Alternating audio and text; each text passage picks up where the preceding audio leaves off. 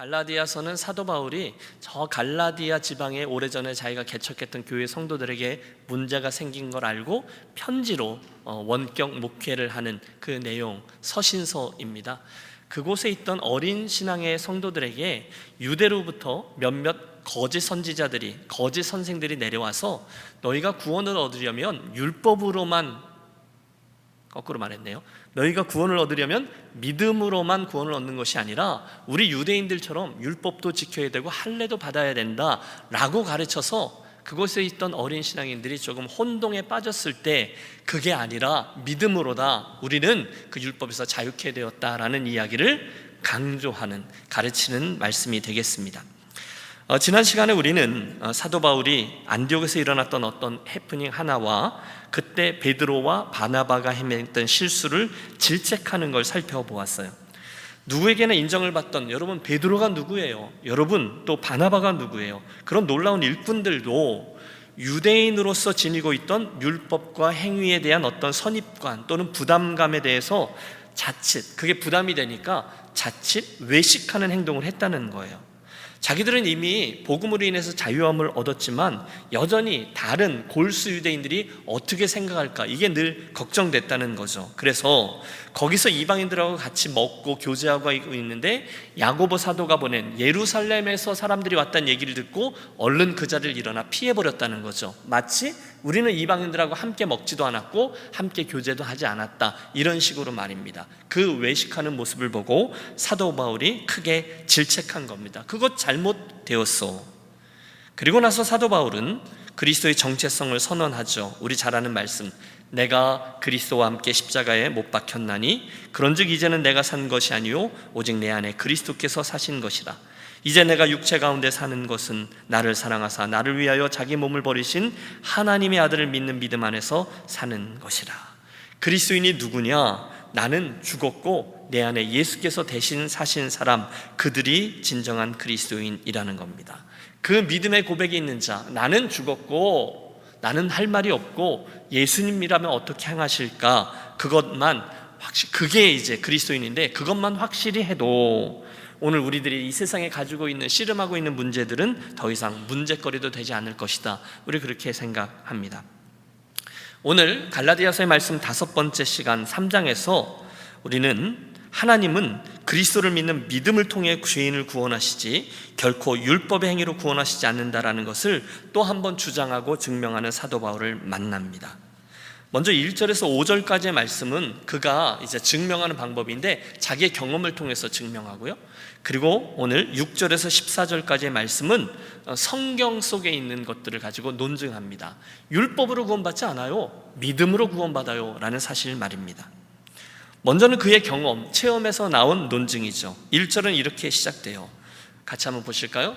어리석도다 갈라디아 사람들아, 예수 그리스도께서 십자가에 못 박히신 것이 너희의 눈앞에 밝히 보이거늘 누가 너희를 꾀더냐. 여러분, 우리는 지금 상황을 알고 있습니다. 복음이 전파되고 아름답게 세워지고 있던 갈라디아 교회에 율법주의자들인 유대계 그리스도인들이 들어와서 이상한 가르침을 전하고 있었어요. 구원받으려면 믿음만 갖고 안 돼요, 율법도 지키고 할례도 받아야만 제대로 구원받을 수 있어요. 그래서 사람들이 헷갈리기 시작했다, 혼란을 겪었다. 그래서 그가 외치고 있는 거예요. 어리석도다 이 갈라디아 사람들아. 여러분, 바로 앞에 2장의 마지막은 이렇게 끝나고 있습니다. 만일 의롭게 되는 것이 율법으로 말미암으면 그리스도께서 헛되이 죽으셨느니라. 다시 말해서 예수를 믿는데 율법을 지키는 걸 통해서 의롭게 된다면 예수님이 십자가에서 죽으신 게 말짱 헛것이다, 이런 얘기예요.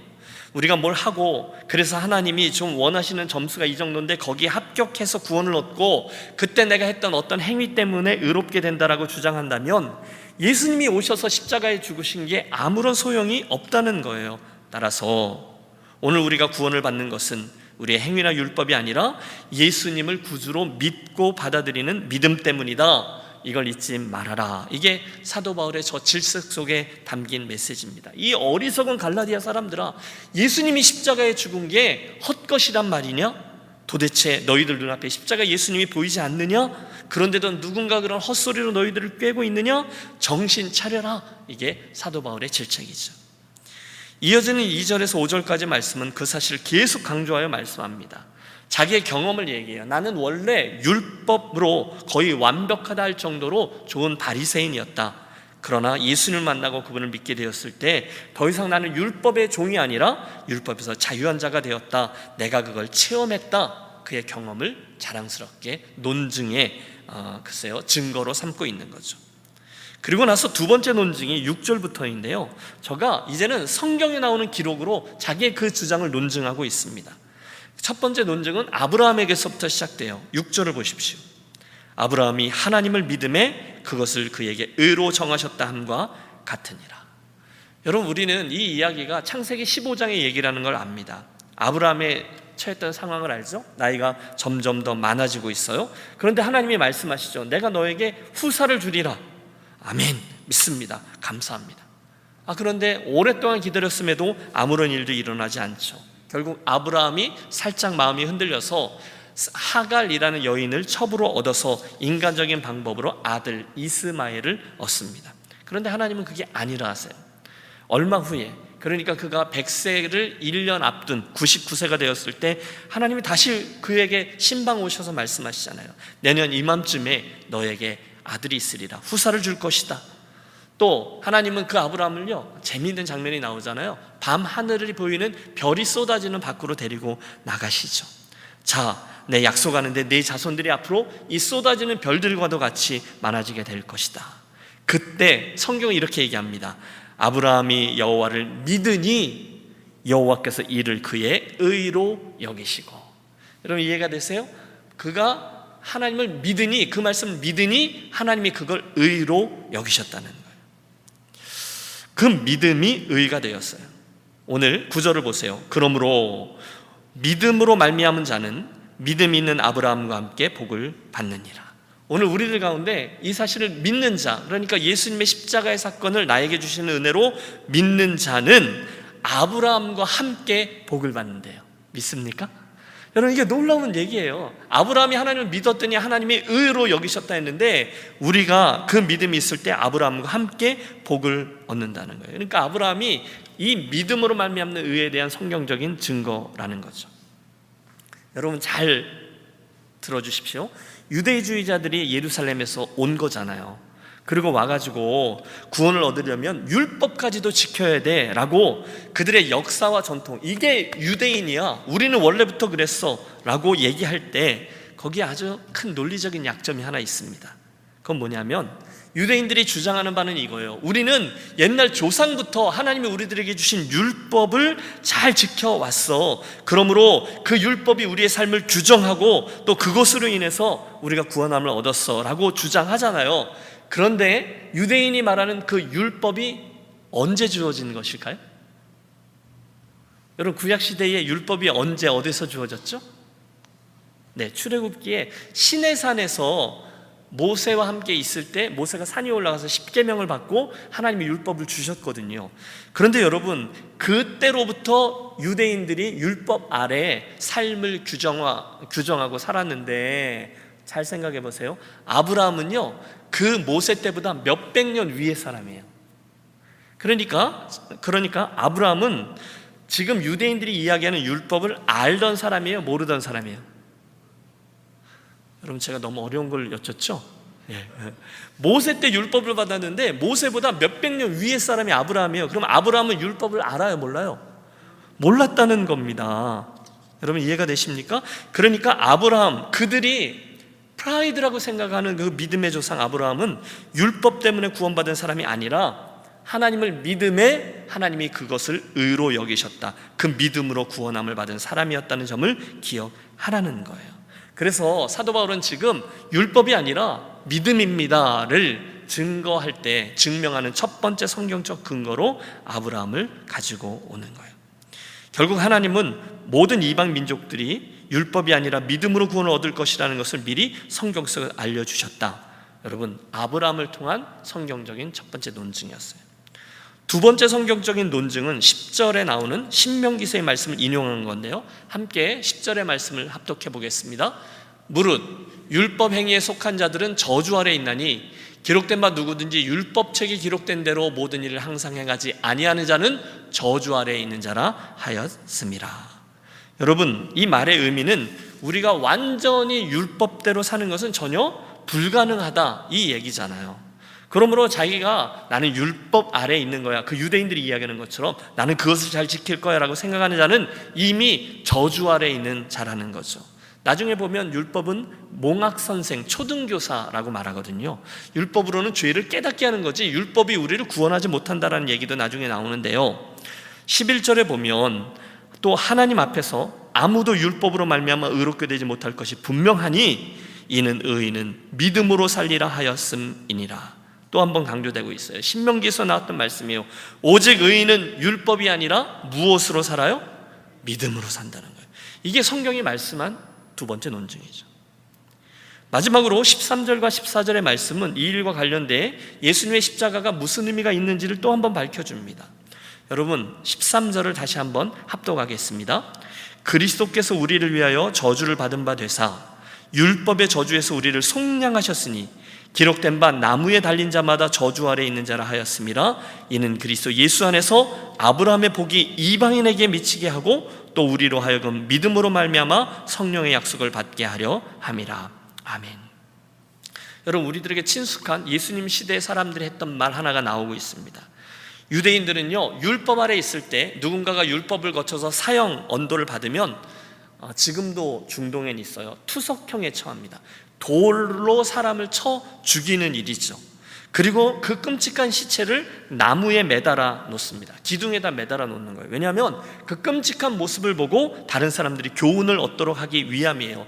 그러니까 유대인들은 나무에 누군가의 시체가 걸려 있다라면 이유 여하를 막론하곤 그들이 율법을 지키지 않으므로 하나님의 저주 아래 있는 사람이라고 생각했다는 거예요. 그래서 유대인들이 복음을 받아들이기가 그렇게 어려웠던 거죠. 나무에 달려 죽은 그 저주받은 청년을 우리를 구원하기 위한 메시아라고 믿는다고?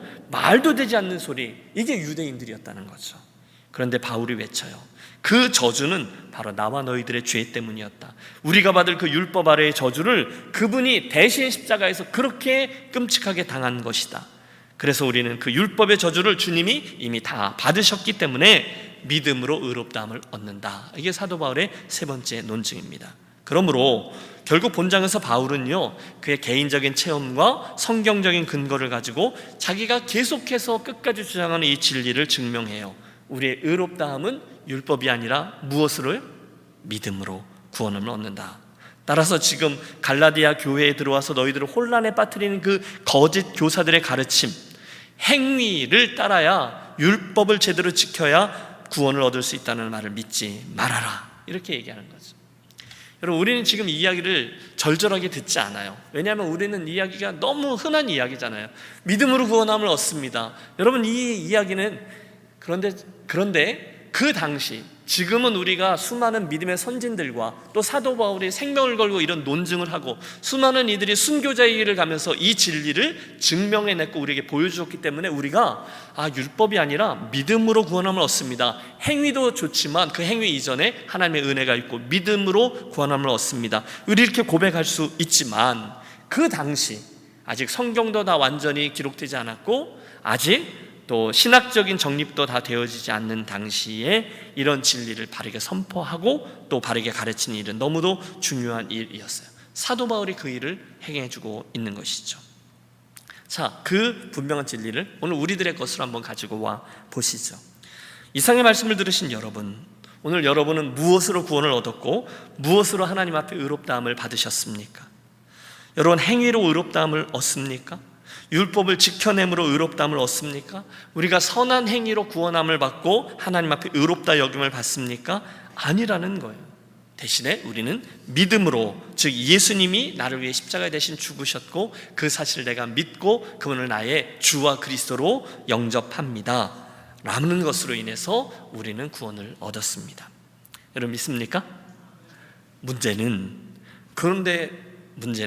그럼에도 불구하고 여전히 우리는 예수를 율법적으로 믿으려는 사람들이 있다는 거예요. 그리고 어떻게 보면 그게 우리들한테는 더 이성적인 논리에 맞고 그게 더 쉬워 보일지도 모른다라고 생각합니다. 이런 거죠. 시험 공부해서 성적이 어느 정도 이상 되면 내가 너를 의롭다 해주마. 여러분 이게 우리들이 이해는 훨씬 더 빨라요. 헌금 얼마 이상 하면 내가 구원해 주마. 40일 금식기도 네 평생에 한 번 하면 내가 합격시켜줄게. 이런 게 우리는 더 쉽게 느껴진다는 거예요. 그러나 하나님이 정하신 방법은 그런 게 행위가 아니라 믿음이라는 거예요. 어떻게 보면 너무 쉬운 게 오히려 거치는 거죠. 여러분 오해하지 마십시오. 저는 절대로 오늘 말씀을 통해서 우리들의 행위가 별로 가치가 없다라는 말씀을 드리는 것이 아닙니다. 저는 분명히 귀한 헌신과 또 섬김의 본을 보이시는 분들을 깊이 존경해요. 여러분 우리 교회에도 무슨 일만 있으면 팔을 걷어붙이고 정말 최선을 다해서 나오시는 분들, 그런 분들을 보면 정말 깊은 존경의 마음이 우러러 나옵니다. 쉽지 않은 인생 여정 속에, 여러분 요즘 같은 불경기 속에 정말 여러분 한 분 한 분이 하나님 앞에 눈물로 땀 흘림으로 올려드리는 헌금 생활, 봉사 생활, 이 모든 것들을 볼 때마다 참 감동이 있습니다. 그러나 그 모든 행위들이 다 귀하지만 그것들은 먼저 은혜 아래 있을 때, 그때에야 의미가 있고 그때에야 하나님 나라의 상급으로 화하는 것이지, 절대로 그 행위들이 믿음보다 먼저 나서지 않는다는 것을 기억하십시오. 제가 초등학교 시절에 부끄러웠던 이야기를 한번 고백했잖아요. 오산리 금식기도원을 따라갔다고 했잖아요. 여러분 오산리 금식기도원 가봤어요? 거기 갔는데 특별한 프로그램이 없어요. 우리 청년부원들이 한 20명 정도 언니 오빠들이 가는데 따라간 거죠. 초등학생이 한 20명 정도 있는데 그냥 프로그램이 3일 동안 그 언니 오빠들을 따라서 그냥 다 굶으면서 아침에 있고 점심에 있고 저녁에 있는 그 기도원 집회에 계속 참석하는 거예요. 한 끼를 굶었습니다.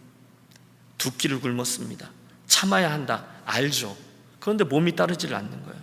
근데 여러분 참 의아스러운 게 거기가 분명히 금식기도원이라고 써 있거든요. 오산리 금식기도원. 그런데 그 옆에 꼭 뭘 파는 분들이 있어요.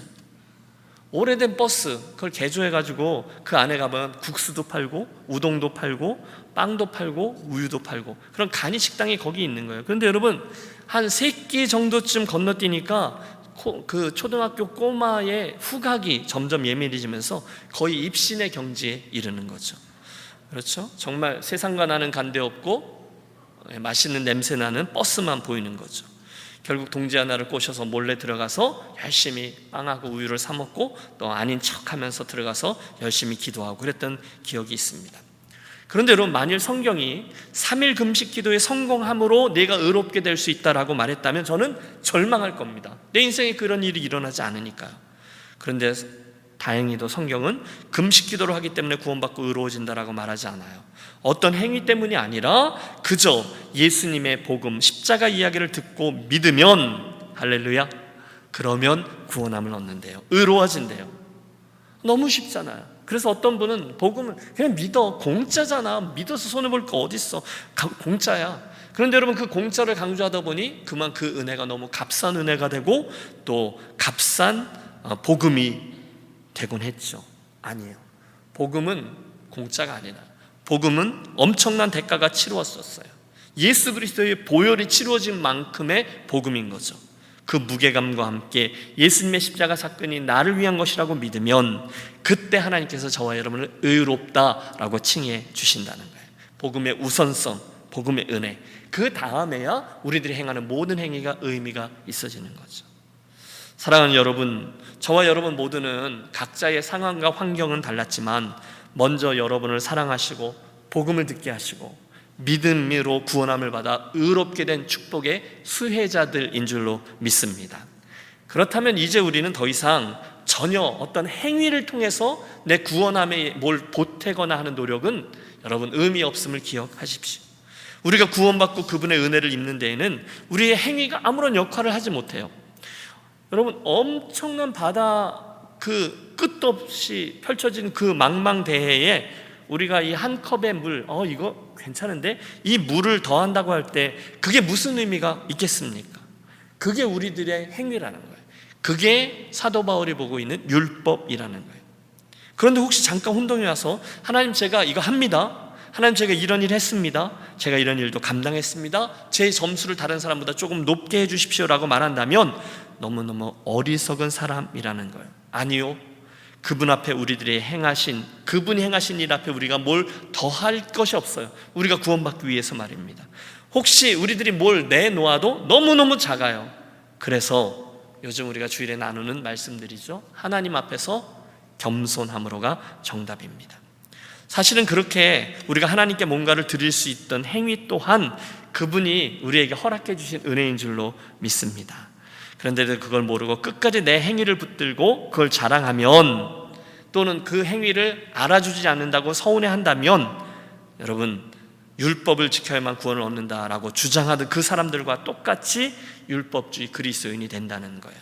미혹받은 갈라디아 교회의 형제들이라는 거죠. 아니요, 믿음의 우선성, 믿음의 절대성이 있고 그 다음에야 행위는 상급의 문제로 우리 뒤에 따라오는 거죠. 그러므로 이 밤 사랑하는 여러분, 함께 기억하겠습니다. 갈라디아서가 우리들에게 처음부터 끝까지 주장하는 바는 하나입니다. 우리들의 여타한 행함이, 율법이나 할례가 우리들의 구원을 절대로 보장해 주지 않아요. 내가 무엇인가를 행함으로 의롭다함을 얻는다면 지금 바울의 외침 그대로 그리스도께서 죽으신 일은 100% 헛된 일이 되고 맙니다. 그때 우리에게 구세주가 필요 없습니다. 만일 내 행위로 구원함을 얻는다면 내가 구세주일 뿐이에요. 아니에요. 저와 여러분에게는 우리 자신을 구원할 만한 것이 전혀 없습니다. 그 전적 타락, 전적 무능, 그것이 우리들의 형편이었고, 그걸 인정할 때만 그 십자가의 은혜가 우리에게 잠잠히 다가오는 거죠. 여러분, 이 시간 여러분이 예수를 믿고 구원을 받았던 그때의 그 자리를 기억해 보십시오. 언제 쉬었어요? 어떤 상황에서 쉬었어요? 목사님, 저는 잘 기억이 안 납니다. 그러시는 분들은 중간중간 그분의 은혜를 깊게 얻었었던 날을 떠올려 보십시오. 바로 그때 말입니다. 내가 잃어버려져 있다는, 내가 이대로 있으면 멸망으로 향하고 있다는 사실까지도 전혀 모르고 이렇게 사는 게 맞나? 이렇게 나아가고 있던 나에게 어느 날 여러 가지 방식으로 주님이 찾아오셨잖아요. 다가오셨잖아요. 그리고 우리에게 내가 너를 사랑한다 말씀하셨습니다. 우리 그분 앞에 무릎을 꿇었어요. 부복했어요. 서렌더라고 하잖아요. 항복입니다 주님, 저의 모든 소유권을 주께로 이양합니다 주님. 그렇게 고백했습니다. 그 순간에 내가 했던 어떠한 그동안의 행위 때문이 아니라 예수께서 이미 십자가에서 이루어지신 그 놀라운 일로 인해서 하나님 그걸 보고 우리들을 죄 없다, 의롭다라고 간주해 주셨어요. 여러분, 이 복음의 이야기를 우리는 모두 인정합니다. 바로 그때 나의 의는 다 사라지고 오직 그분이 행하신 일만 남는 거죠. 세상과 나는 간 곳 없고 구속한 주만 보이도다. 오직 예수님과 그분이 나를 위해 행해 주신 그분의 의만이 남습니다. 여러분, 이제부터가 더 중요해요. 그때 여러분, 그 은혜를 입은 이들의 입에서는 감사가 흘러나오기 시작합니다. 찬송이 솟아오르는 거죠. 얼굴 표정이 바뀝니다.